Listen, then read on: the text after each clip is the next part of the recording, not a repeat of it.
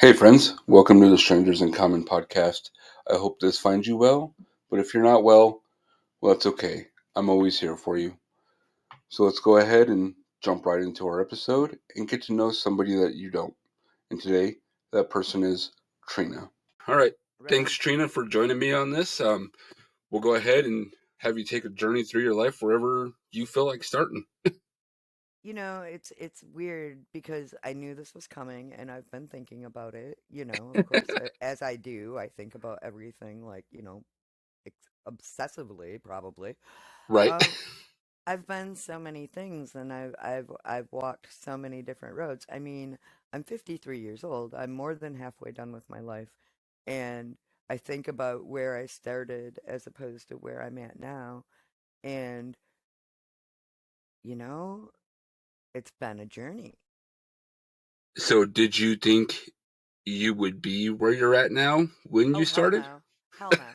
Hell no. If you would have even asked me, say, I say 2017 is when I started my journey of self-healing and trying to figure out my identity after being a wife, a mom, a teacher, somebody whose whole life revolved around their family. Right. Um, all of a sudden, your kids grow up, marriages don't work out, and who are you?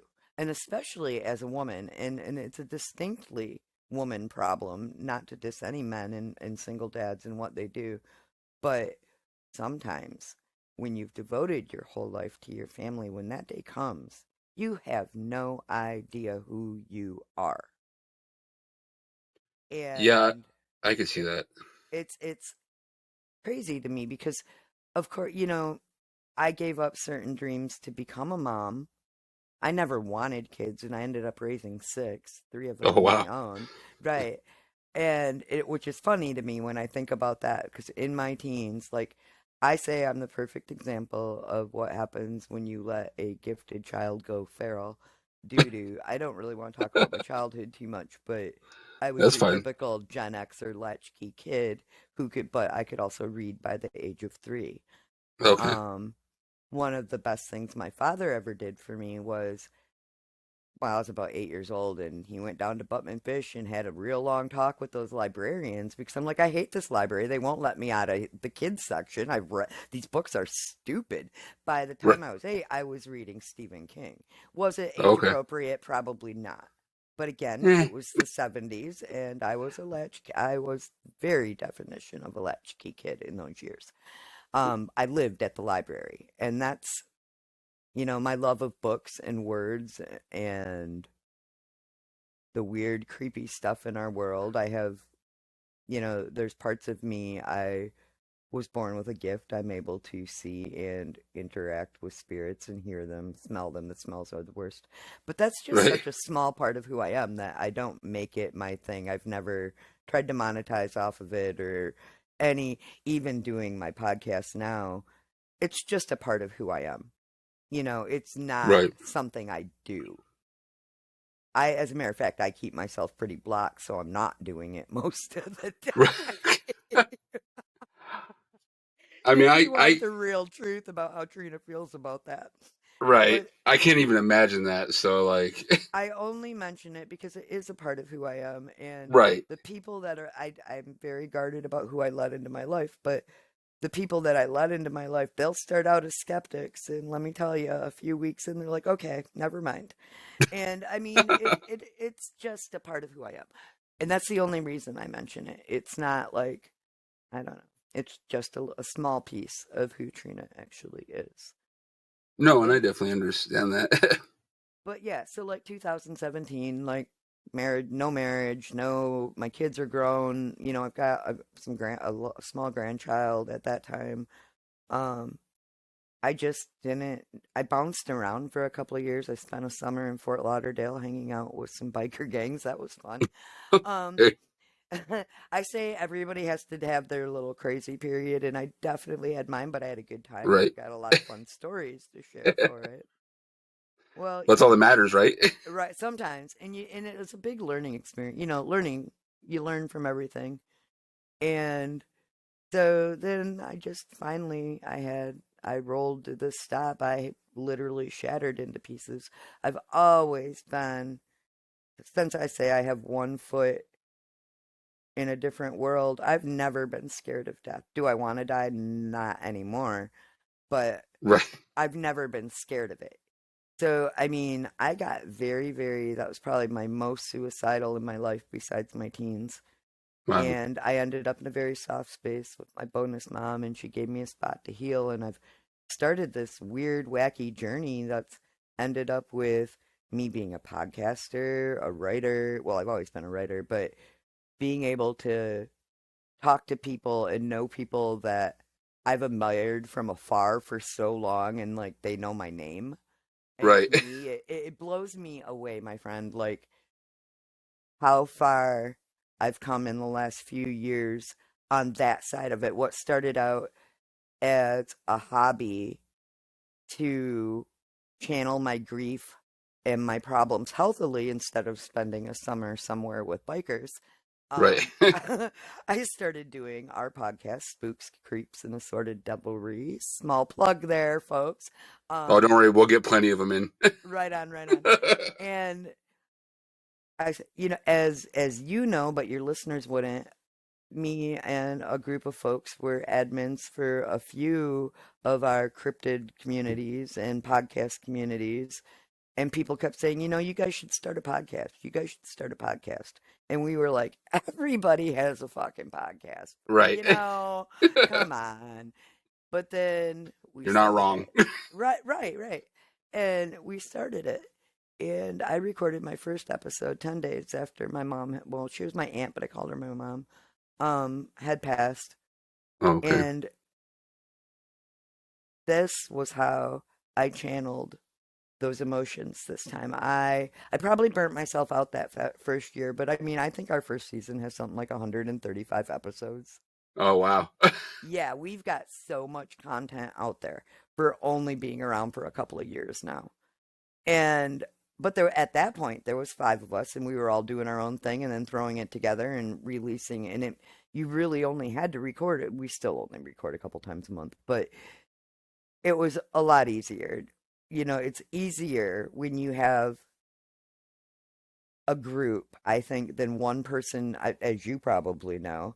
I said this to Shane from Inquiries of the whatever. I don't know. I love him, but I can't. The name is gonna escape me. I'll find it. I'll put it in there somewhere. Inquiries of. He's really good. I was on his show too.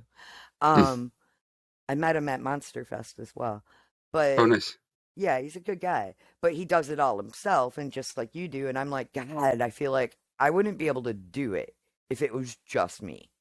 It's so much work. So kudos to you, friend.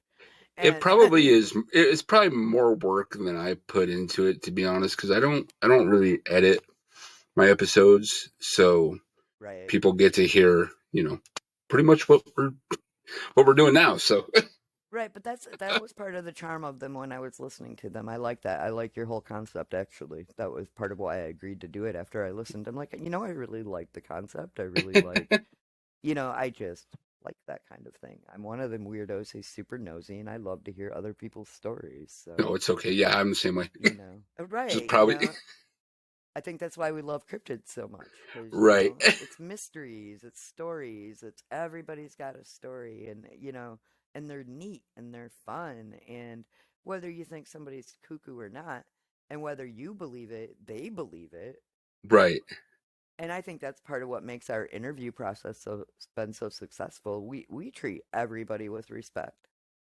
You know, you might not believe what this person is telling you, but they believe it, and you have to Right. be nice to them. You I can't mean, it's just a be. good rule, anyways. Well, yeah, but so many investigators and researchers out there are so condescending with people sometimes. And you're like, I, why would you even be that way? You know, like, I don't know. Right. I But think honestly, it's a lot of, and it's probably not just in that genre. I think it's a lot with everything that people go for the condescending or the negative stuff because it gets a reaction from people, even though it's not the right reaction. You're still getting people to look at it. well, they had that trend going on like TikTok and Facebook where people were intentionally posting wrong stuff and they were Yeah. getting more reactions and getting bumped in the algorithm because everybody will jump to correct you. Right. You might look at something and go, yeah, that's right, preach, and keep on scrolling.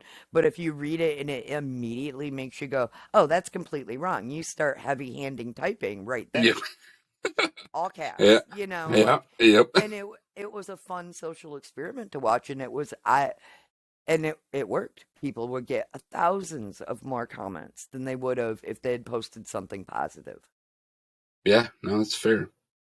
And that I don't know if that's a summary of our society or not, but you know, it's I always say if you were judging humanity by the comment section, we're doomed. Yeah. No, that's that's more Well, accurate than anything else, probably.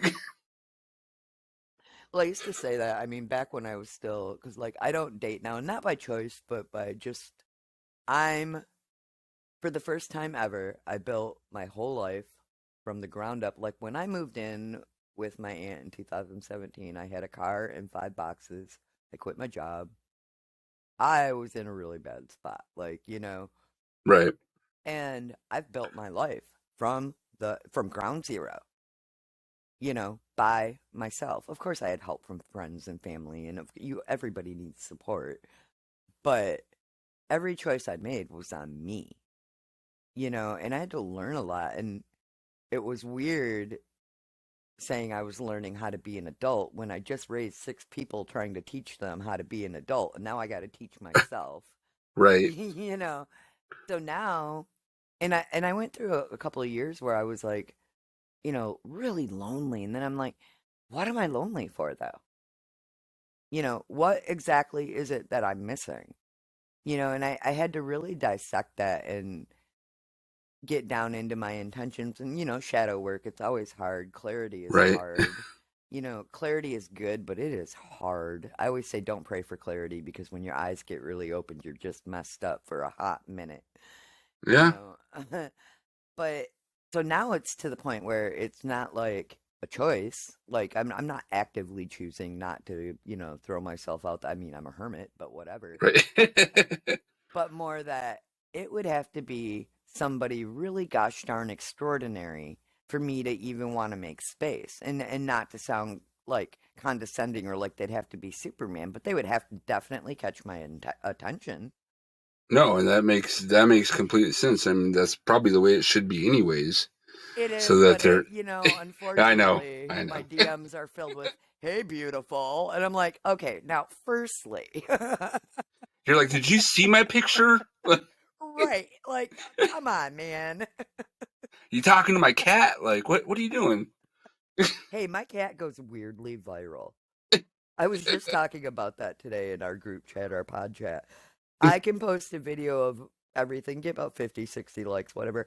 I just posted a video of my cat's stupid face because she got into something, so her eyes were all runny and she looked really Oh gross. yeah. And she's talking back to me. I've got like 800 likes on that video right now in two People days. love And I'm people like, love cats. right. I'm like, Batty, you are weirdly viral. Yeah, people just love cats. That's all it is. They But really yeah, do. no. I thankfully I don't get all the DMs or anything like that. But I can only imagine that you know it's creeps and Oh, weirdos and God. Oh.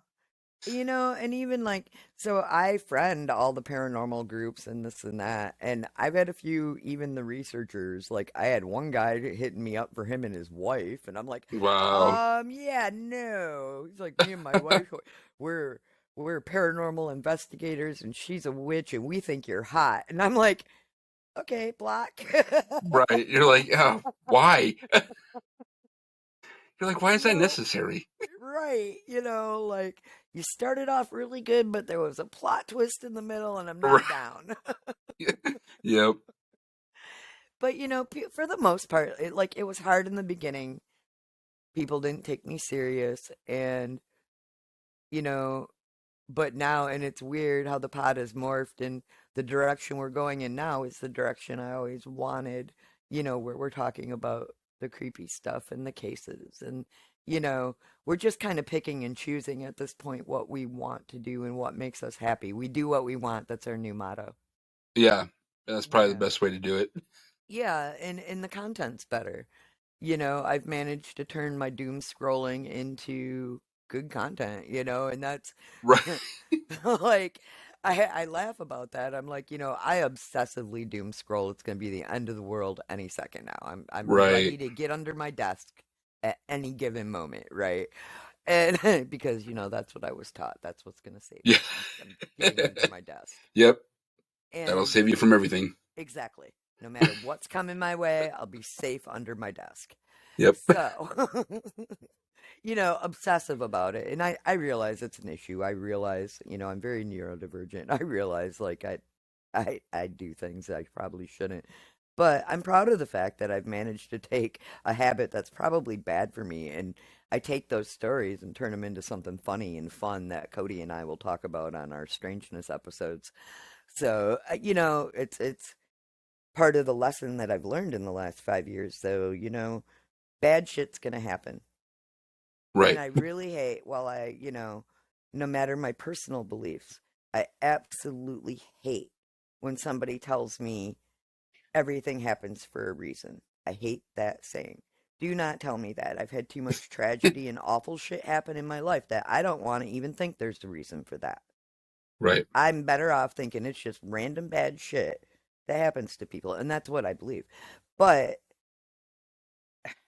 everybody falls, everybody's human, everybody has bad shit happen. It's all in how you get back up.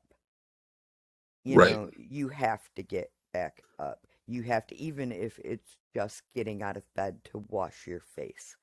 And I used to say that you don't want to do the dishes, put one pan in the dishwasher. You've done something. Right. Because I hate toxic positivity too. Like, you need time to rage and be mad and cry your tears and get it all out. But eventually, you've got to wash your face. You've got to come up out of your room and face what's out there and deal with it. Because it's going to be there no matter what you do. You know? Yeah. That's fair. And I'm guilty of saying everything happens for a reason. So I'll just throw that out there. So Oh. I know. I know. I've just I think. had too much. I lost my mom when I was a baby. And I've had so many, as a child, when somebody tells you God has a plan, I don't want that plan to include leaving me without a mom. Right. So, and I know that shapes that. I know that that is the core behind that, why I hate that so much. And I understand that adults are just trying to be comforting to children. I get that. I understand completely that those people, when they said that to me, had nothing but the kindest, most loving intentions in their Right. heart towards me. I know that. But those words, oof, hate them. So I will say that saying it to a kid, you're absolutely correct. That helps absolutely nothing at all. Especially with a situation like that. I actually just put out, it would be today since we're recording, but an episode on my past about being sexually abused, something like Mm-hmm. that. Telling people that, hey, everything happens for a reason, and a kid going, the fuck you mean it happens for a reason? Like, Yep. that shouldn't happen for a reason. But I think as an adult, the way I look at it is, if that stuff didn't happen, I can't see how I would be where I am now, if that makes sense. And No, absolutely.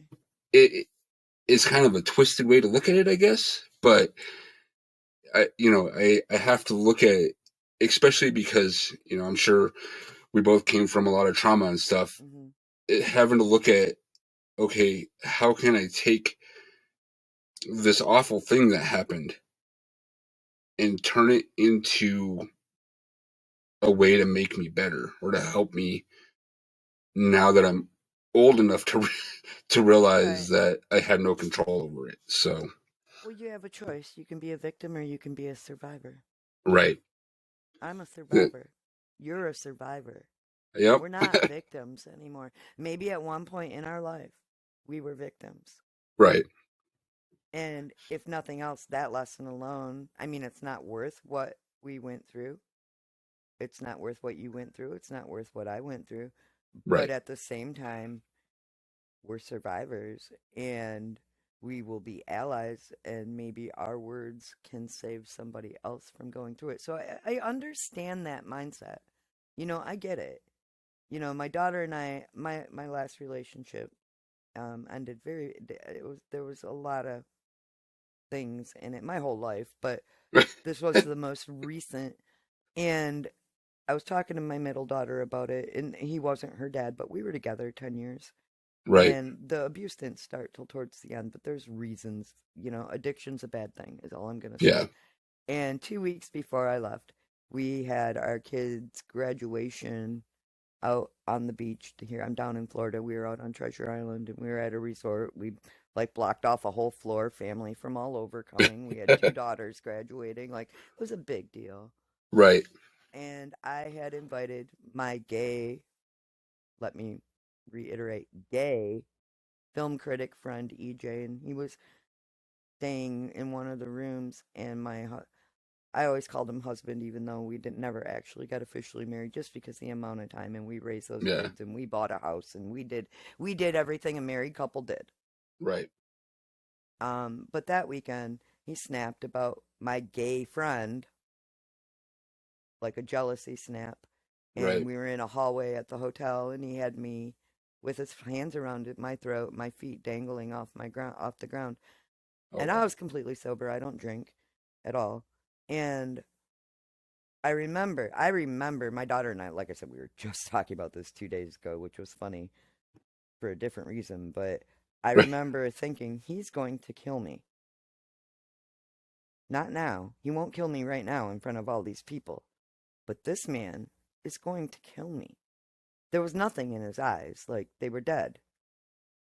And I'm starting to see spots, and he finally let me down.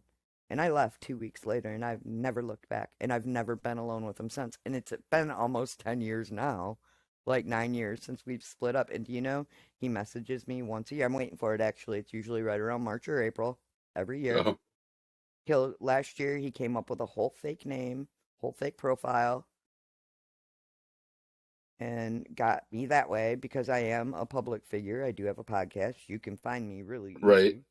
easy. Like, there's no hiding. He doesn't know where I live, That's and he good. doesn't know where I work, and I would never tell him. And like all of my bosses know, you can't give out my phone number.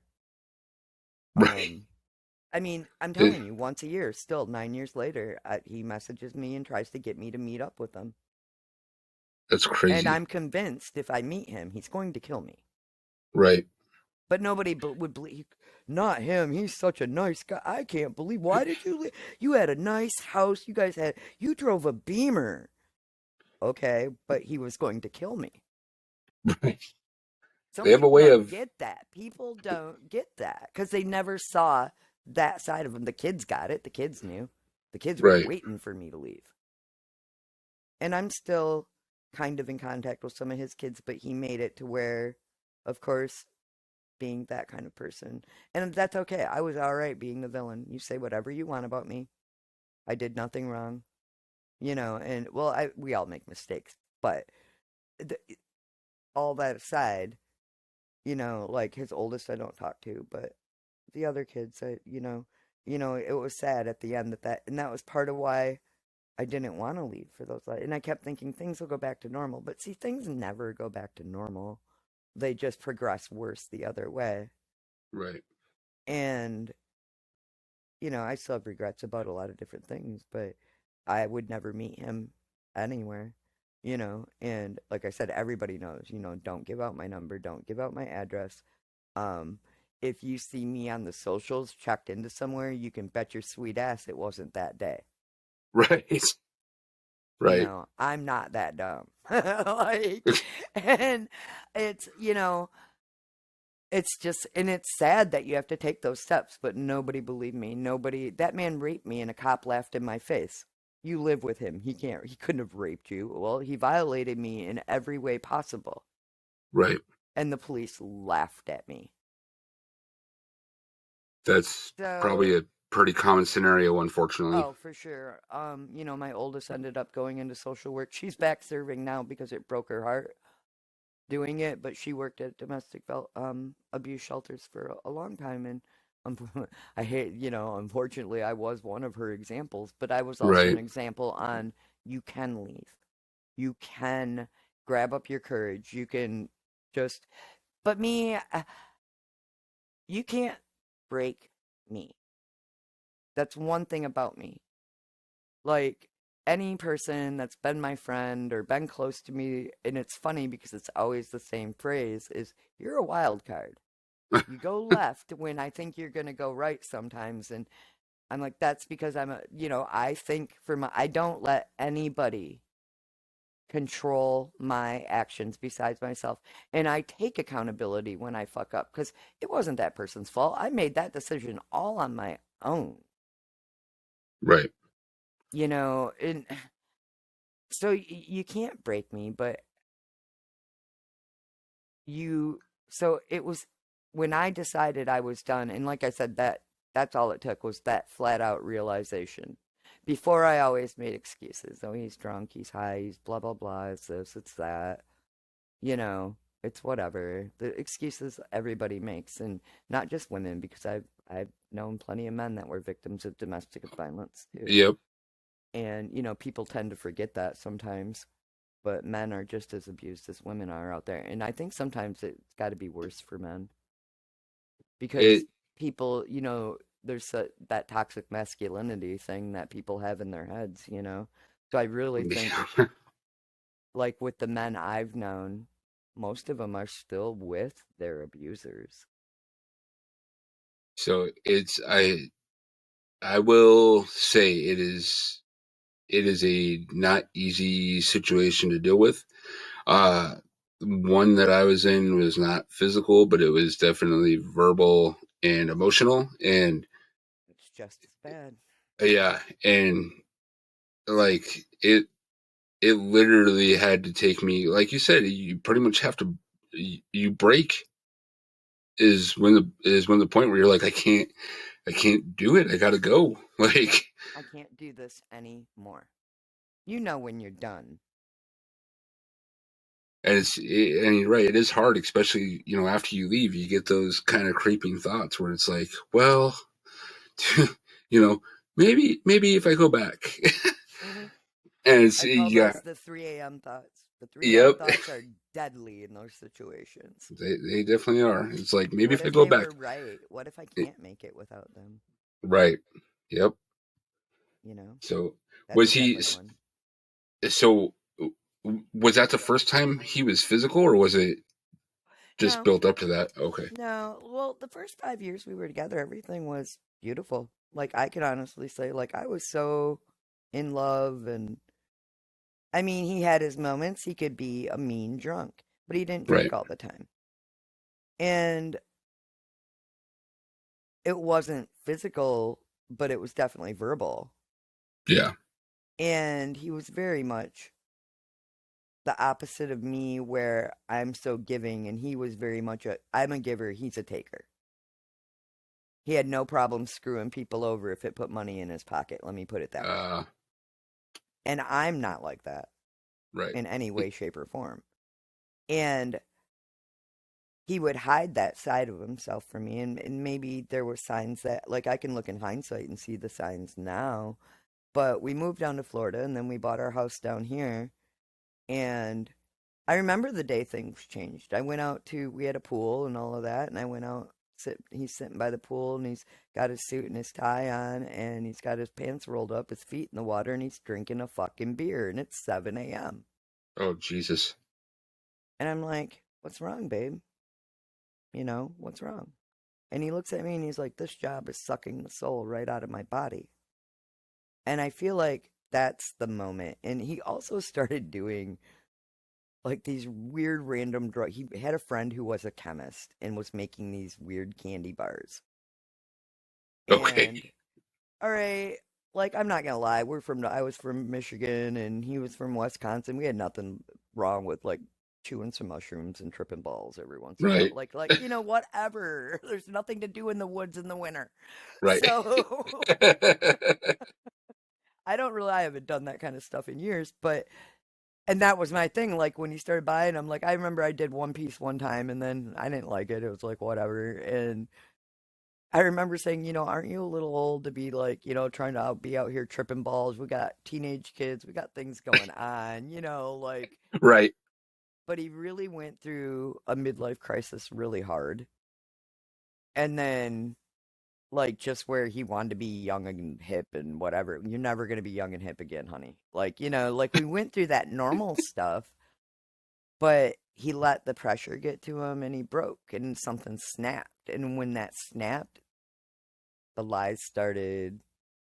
He'd be out till 4 or 5 in the morning, and when he came home, he'd wake me up and pick a fight with me. The verbal abuse started. I can remember him like nose. He was 6'4" and I'm 5'3", and like I can remember him bending down and seeing that face and the evil, terrible things he said. Just like the day he raped me, like to this day, he will say it's the best sex we ever had. Jesus. Right? Yeah, he's a piece of work.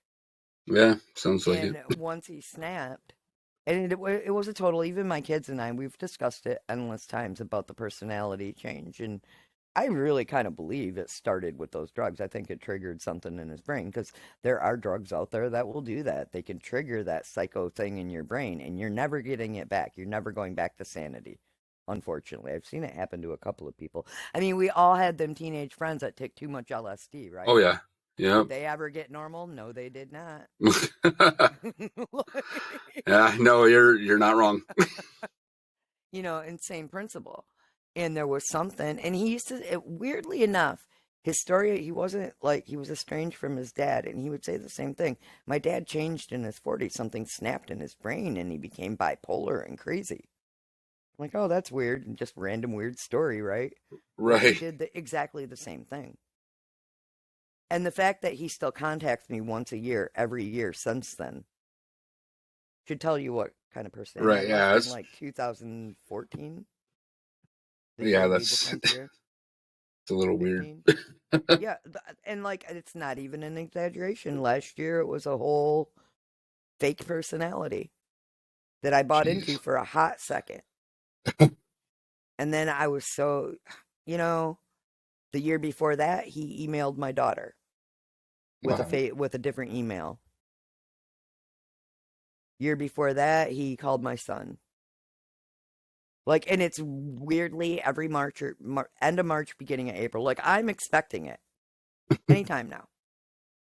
Random reach out. He can't do it by phone because he doesn't have my phone number and he can't get to my emails or, like he don't, Right. I mean, unless he emailed the pod and then that's how he found me last time.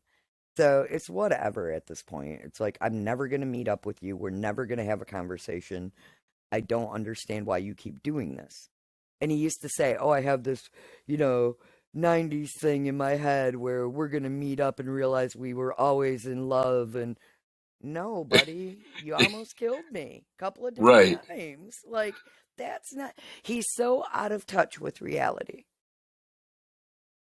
So that I'm assuming he probably kept doing the drugs after I don't know you what guys he does. I split, assume but he hasn't stopped. I know he's probably still, I'm sure he's probably doing whatever he did.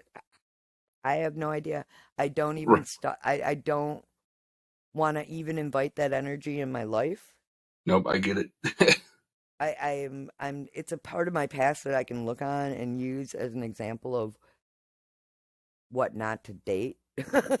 Right. Nope, that's fair. And it's it is what it is. And that's another thing. Like I joke all the time that what if it's me and my picker is broken and I just end up with some other douchebag. But I Right. wouldn't be making the same choices for the same reasons these days. when I was in my early 30s after my fresh off a divorce from an alcoholic who's now dying of liver cirrhosis.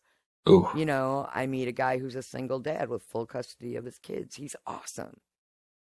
He's driving 6 hours each way to come see me on weekends. wow. Like we dated for a year and a half before we moved in together. Like I was on the phone with that man from 6 a.m. in the morning till we went to bed at night. He literally bought me a Bluetooth so we could chat. Like it was really, really great. Those first 5 years were awesome.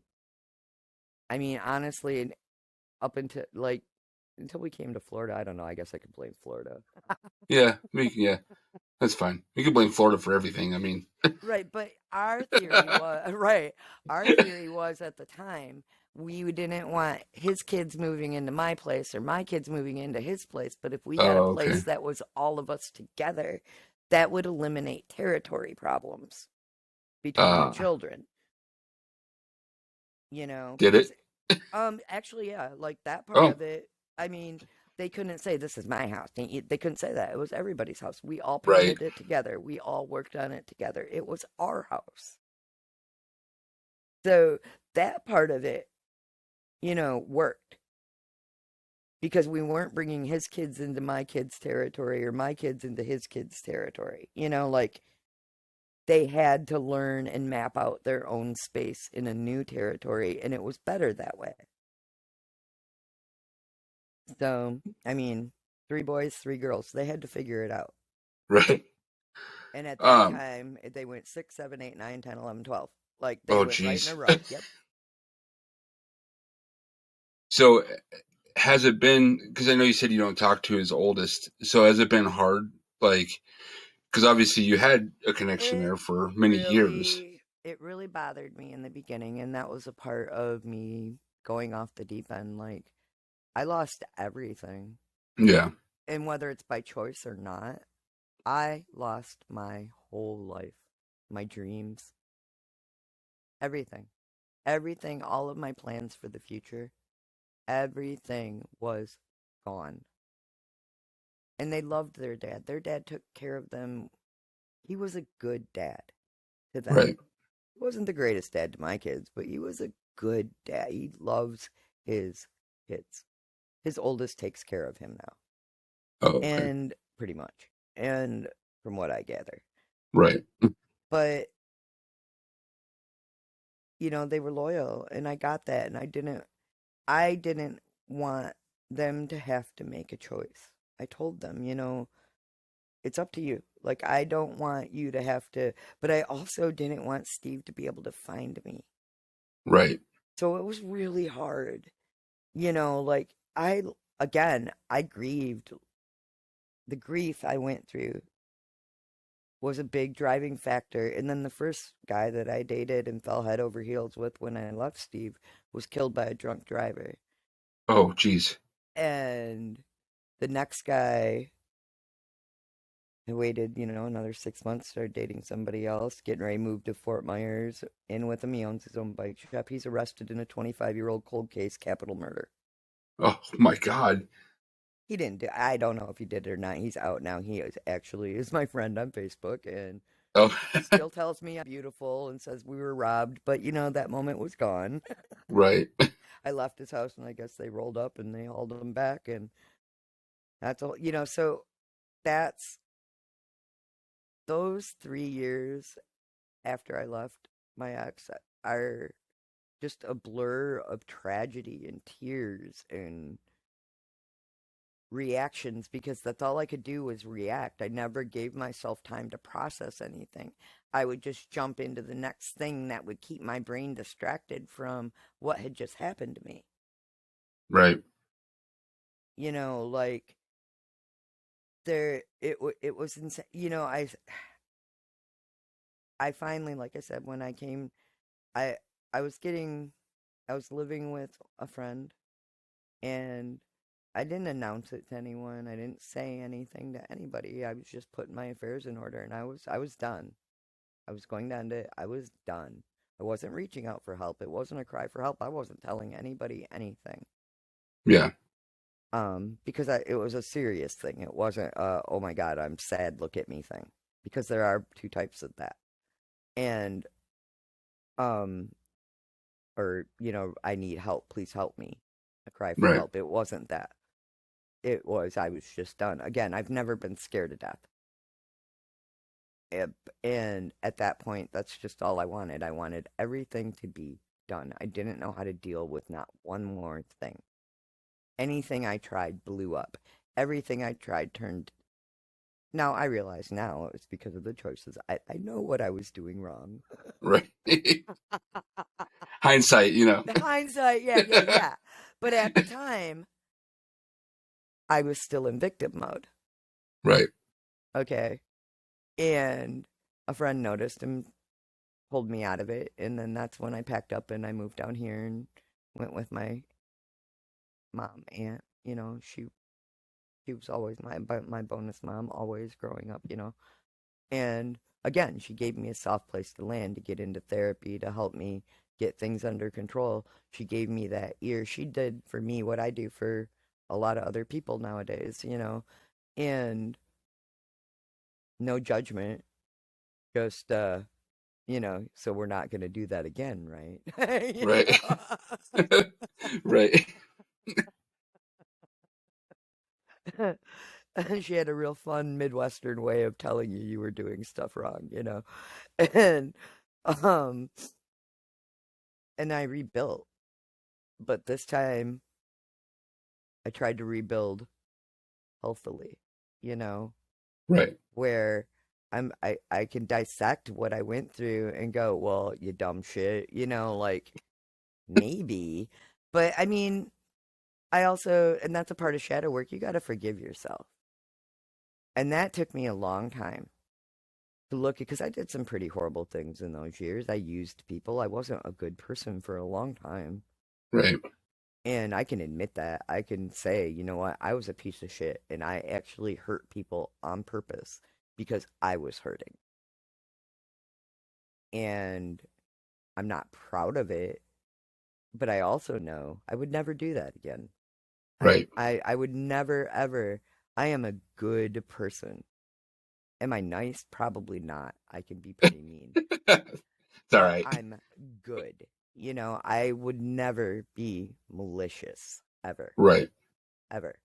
You know, and I have certain things I just, you know, I will stick up for till the end of time. And that's why I always say, with anything, whether it's a drug or a person, you can hate the drug, but don't hate the addict. Right. You know, on the opposite end of that, though, I've also learned that sometimes you can strip away all that addiction, everything, and there's still a piece of shit person underneath. Yeah. But, No, that's fair too. So you know, there's just some terrible people. right, not That's every not a addict has lie. a heart of gold. Let's put it Right. that way. So, and I mean, it could be where, if they're not good, it could be much like, they're hurt and don't know how to be a good person yet. So, Right, and everybody learns, and they could learn it. I give everybody the benefit of the doubt. And while I'm an energy reader, I don't read my friends and family. I think that's rude. So right. I get hurt just like everybody else because I'm not sitting here being paranoid, going, "What's your hidden agenda?" Reading somebody's energy, trying to figure out what they're up to. No, I want to enjoy people as a human person. Everybody else enjoys people, you Right. know. And that's why I'm always so surprised when I get betrayed by somebody close. But at the same time, I will make excuses for people even if I catch a whiff of something. Right. I'll be like, oh, well, that's probably what it's about because I don't want to think nothing bad about people ever. I like to think everybody's Pollyanna sunshine out there, even though I know that it's not the truth. I mean, it'd be nice if it was, but yeah.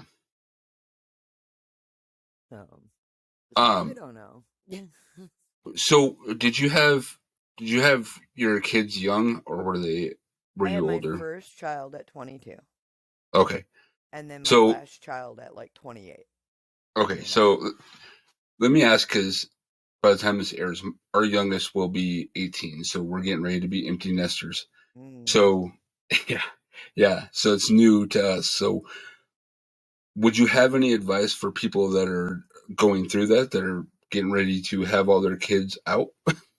Especially as a couple, find a hobby you guys like together and something that gets you out of the house, like geocaching or something Right, fun that catches your interest and brain. But do it together so you don't grow apart.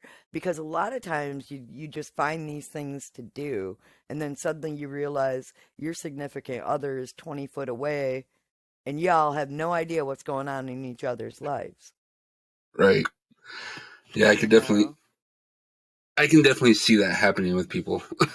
Right. But you do need a hobby. You do need something in because you are redefining your identity. And that's the biggest part of it that people don't realize. We put a lot of our identity into being parents, especially those of us who went through trauma and are trying to break that generational thing. You Right. know, I didn't have a great family, so I wanted the perfect family.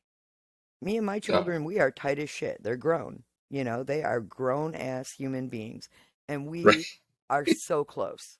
And that's probably one of the things I'm proudest of. But I did let them go. You have to let them go. You have to let them do their own thing. Sometimes they never leave. I've got one like that. But at the same time, they still leave mentally. Right. You have to learn to let the redefining, like, my middle daughter and I are roommates now, and redefining our relationship as adults was tough going at first. And there's times when, like, she'll still try to emotionally manipulate me when if I tell her no to something, and I'm like, don't try, that didn't work when you were 10. Like, Right. how is it going to work when you're 28? You're like, you can't guilt trip me. Nice try. Right, right. Well, sometimes you can. Sometimes it still works because they're always your babies. Yeah, I know. I that never changes. Like, your babies are always your babies, but you have to learn a different way to be a parent. And let me tell you, they end up appreciating you a lot more. You end up getting closer with them after that first year of them being on their own. They're like, "Oh my God, I love you." Right. Because you Yeah, know what? it's Being out in it's a that world culture is shock. hard. It's hard out there. It is so hard.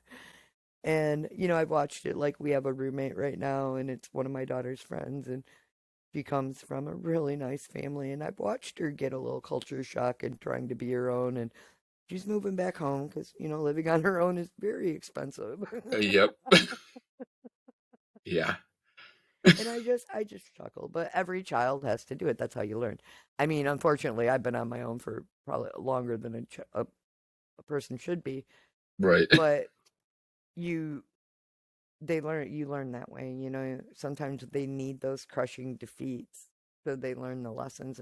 And that's the hardest part of being a parent of a grown child, is getting them through those heartbreaks is a lot harder. You can't just put a band-aid on it and give it a kiss and say, hey, you're cool, right? It Right. doesn't work that way. But your relationships get deeper. you know my Right. oldest calls me for everything. She calls me every morning. Every morning after she drops her husband off at work, I get a phone call, to the point to where, like, it's like, Allie, I'm doing something, like, if she knows I'm doing it, like, I'm not available right now. I know, but maybe you'll pick up. And she just, daily dumps and asks advice, and, all of her friends call me mom, and, like, it's a good Right. relationship. I have a good relationships with my children. But Were they you have to work at that. Like, were they ever turbulent at all? Like oh, for after sure. the For splits and sure. stuff? Well, my oldest had a baby at 15, and Oh, okay. there was a lot that went on when they were teenagers. That was not the two youngest. My oldest was my problem child, but she was also the smart one. She had that baby, but then graduated on time with honors and took her debate team to state championships. Like, Oh, nice. she's like me. I say that 99% of my best accomplishments were because somebody told me I couldn't do it. Right. And she's like that. Like, she didn't want to be a stereotype. And now Noah's 15 and she's 31, and they have the best relationship. But I also am very, very close with Noah. He's more of a child than a grandchild. because, Okay. somebody had to take care of that baby when she was in school and when she Right. was in college and when, like Noah and he comes and stays as soon as school lets out. He's here for like a month and a half, hangs out with me. And this last summer, I'm like, man, you're 15 this year. You're probably not gonna come hang out with your grandma too much longer, huh? He's like, Grandma, as long as I'm able, I'm coming by in the summer. He made me cry. I'm like, and he's the size of a grown man. He's all, 6 foot, just huge Right. now. And I'm just like, oh my God, Noah, I love you so much,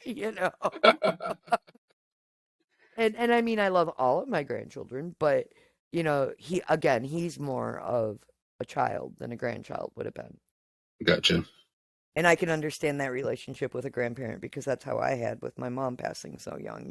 Like my grandma Right. Marge was more my mom than a grandma. And that's how it's just so I get that. And maybe that gave me like a basis for being that way for him, But at least you he's know. got you there. So, Oh yeah. You're like all of my they know that I'm here no matter what. Like I've never there's not been a moment that I haven't been there other than the pandemic where we were right. forcibly separated. Um where I Yeah. can't When no one be had a for my choice. kid. Right, and I was living my aunt was still alive at the time and she was extremely vulnerable, so I couldn't go see my kids. Yeah. And that was the longest I've ever gone in my life without seeing my children and or my grandchildren, and that was awful. And it kind of changed how we look at things because now our big plan is pooling our money, which is happening in the next couple of years here, and buying a piece of property that we are calling generational bug out property for our Okay. family and our descendants to have if the world goes to shit, you Right. know? I mean, I used to laugh at preppers back in the 90s and all of that. And now I'm like, you know what? Here we are, folks. They were right. Like, I mean, they might be. I don't worry about that stuff, but I try not to either, but just in case. right. And the pandemic was something like that. I just wanted a spot where we wouldn't have to be separated. No, and that's fair. I get that. So the plan is to buy acreage with multiple houses. I guess, I just want a tiny home. Like I don't need anything. I need space for my pets and for me. And that's, Right. and my books and, my crows. And that's My it. Like wife loves that's the tiny houses. I'm cool with it. Like that part I don't need I've had the big houses. I've been on such different ends of the spectrum financially, socioeconomically that now I feel like I can just be where I'm comfortable. I don't care Right. about appearances. I don't care if I have the newest things, but I like cool things. I like to look cool. Like I don't know. I have my spooky aesthetic and my cryptids and my paranormal shit, and I'm happy, happy, happy. I'm probably the happiest I've ever been, honestly. Nice. Even with my sad, depressy, Bessie moments that I have, I'm the happiest I've probably ever been, consistently. I mean, Right. of And course, that's fair. I've lived a long life. Everybody has, moments of joy and that, but like consistently happy with my choices, consistently happy with the way things happen.